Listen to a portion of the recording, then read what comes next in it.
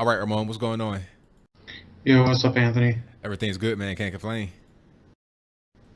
I wanted to talk about a couple stories. One story I'm working on that I told you about a couple of times. Did I tell you that I got this reporter that I've been kind of exposing as fake news? I got him to talk on the phone undercover and spill his guts. Nah, I didn't hear about that. So yeah, I think last time I called you was like 2 weeks ago or something. So I have another YouTuber that I work with named Adrian Lloyd, who he's called Just My Stupid Opinion. He's from Canada, and we basically gave him like a fake name, like the most Canadian name ever, like Grant McKinnon, Yeah. and we had him call him up, we got him in contact with him, and we had him call him up. And the guy basically was raving for about an hour. I actually wrote an article about it after we analyzed the video. And it is on like the hard news, which is, can you see my screen now? I can, yes. So this is NSFW like at the top, but I hit the cuss words because Hard News Network uses a lot of cuss words. But in any case, he said a number of things. He said that he knew that certain people were Russian agents that were infiltrating his forum, but he's never produced any photographic evidence of it. But everything that he's produced has the names of 4 or 5 people that are real people. And then he said that one of the reasons he knows that Cambridge Analytica was spying was because they use keyword search optimization, which Okay. literally everybody uses. Right. So, and I actually cited, the American Medical Association actually has an article on it. It's not as if it's a secret. He said that Facebook should solve the problem by letting only, quote, real people onto the platform. But remember, Facebook's worldwide. So if you live in some hill country in the middle of let's say the outback in Australia, or some island in the middle of the Pacific, how are they supposed to know you're real or not? It's not like every country has this airtight ID system. Right. And then the rest of it is just him bashing the other Bernie people, guilting them. They're like, oh, because of them, Hillary lost, and we're in living hell or something. So I have the video. I'll just text you this URL if anybody wants to see it. I have the video on there too. So check it out. It's a story that I'm trying to get more exposure for. I'm actually do you know who Halsey News is? You said who? Halsey? Yeah. No. Anyway, I'm doing a stream on Monday with him, so if anybody wants to check that out. The other thing I want to talk about is ESPN. This week, they had to warn Keith Olbermann and Jamel Hill to shut their mouths because of the Roseanne thing, because their ratings are just going down into the toilet. And Hilarious. yeah, and people are talking about Samantha Bee using the C word on TV, but I actually found a clip a while ago of not Michelle Beadle, but Jamel Hill. She was on. Do you know this hip hop magazine called Complex? Yes. So Gilbert Arenas has a video show on it. Have you ever seen it? Oh Lord, I hate Gilbert. Gilbert Arenas is, yeah, but I know who he is. I've not seen that show, but I can imagine how it is. You don't like him? He was actually the most sane person on the show. Whatever. Really, I'm surprised. I'm thoroughly surprised at that. Usually, what do you mean? Is he usually saying outrageous stuff, or is it? Yes. I mean, give me an example. Well, I can't even really think. What happened with Gilbert Arenas? He was the guy that brought a gun into a locker room and got suspended, and Yeah. then he got caught on the freeway with a semi truck full of fireworks that were illegal. A semi truck he got caught with full of fireworks. I mean, the dude is just wow. But I'm glad he was composed. And when you saw him, Yeah, he was the most normal person on there because they were talking about how social media is where people go to fight now. And Jamel Hill was yeah, on Twitter, I don't even need to argue with people anymore. I just let my goons take care of it. So it's on video. if you want to see it, I can send it to you. I can send you like the time and everything, and basically that violates Twitter terms of service because you're not allowed to get. It's called in slang it's called brigading, but I think it has a different term that violates the terms of service on Twitter. So I'm not sure why people aren't really latching onto this. It could be because nobody watches Gilbert Arenas' show or something. Right. But you know, and then Keith Olbermann pretty much explains itself. So I did write another article on Hard News about that, called "The Worldwide Leader in Woke," and you know, they just do like all this stuff, like all the time they're doing like political stuff. That's why they do you remember Chris Broussard? Yes.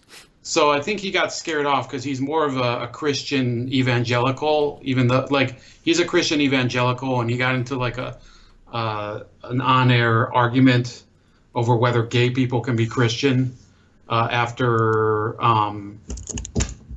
Jason Collins came out, and I think ever since then he was like in fear of getting fired, so he just left he left ESPN. He went to Fox Sports 1.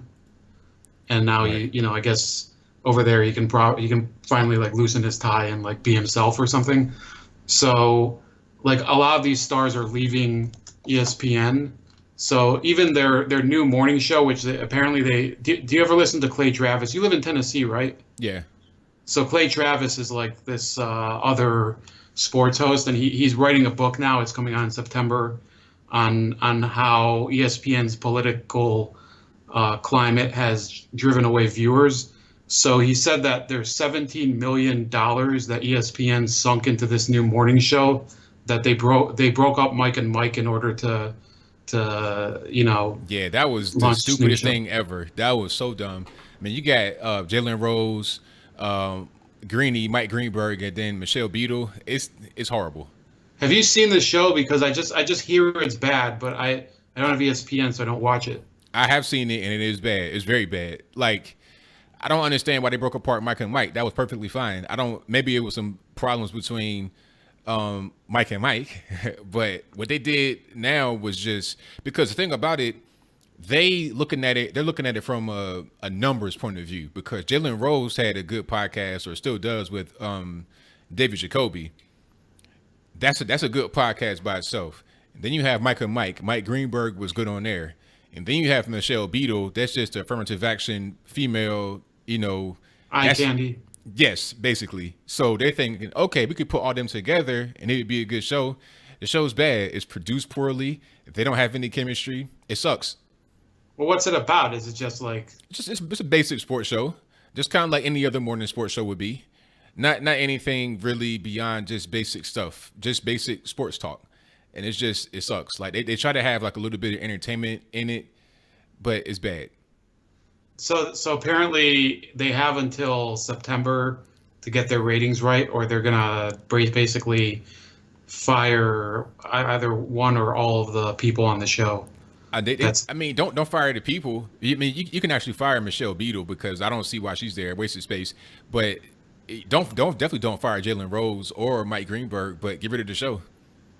Yeah, I think you know, but is this due to political issues that they bring up on the show, or is it just because the show sucks? It sucks. It's not even about the political issues. Like they do bring up political stuff. That makes it worse. That's when the show goes from terrible to awful. But before that, it's just like it's no chemistry, because like I like watching Undisputed on Fox Sports 1 with Skip and Shannon Sharp. You know, they have a nice chemistry. It's funny.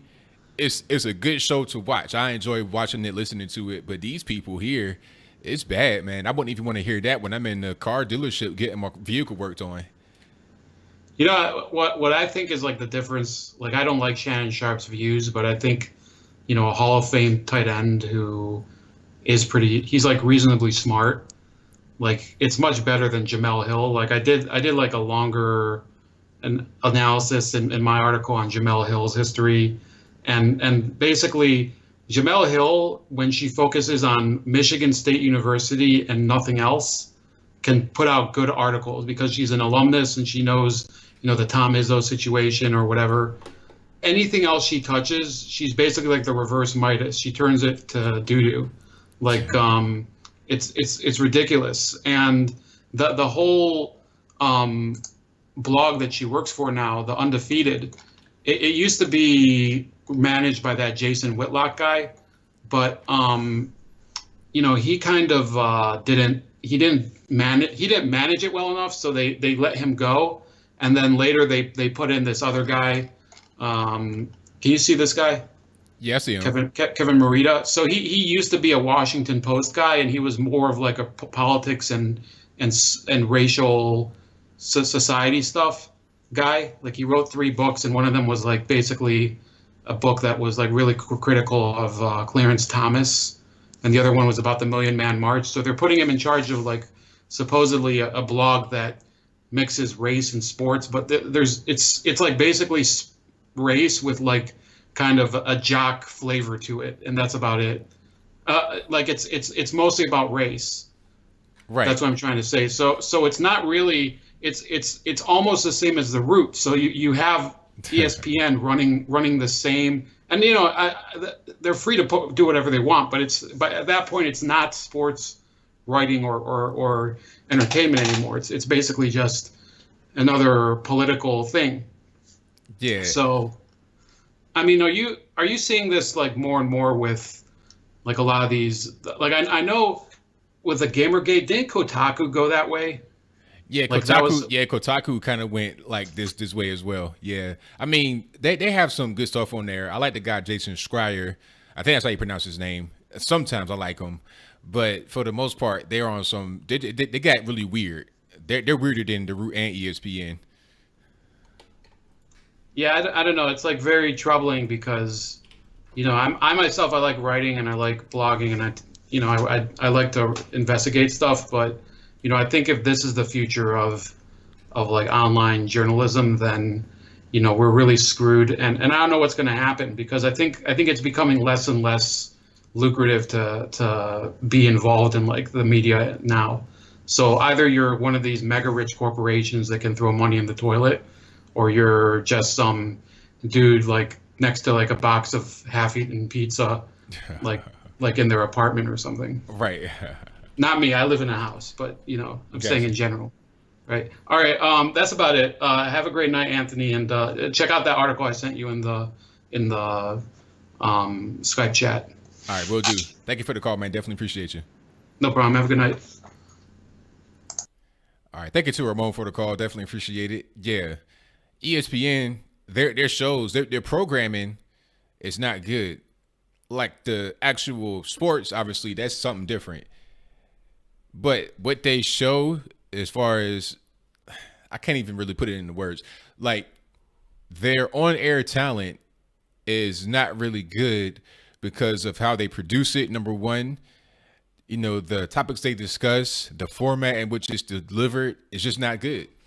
It's not good. It sucks. It's bad. I prefer watching TNT. The best sports shows are Inside the NBA and also Undisputed right now, because there's no football. When you have football on, you have the show that comes on Fox Sports 1 with Randy Moss. That's good. And then you have the show that comes on CBS. Those are great. But anything else, I'm not even really with it.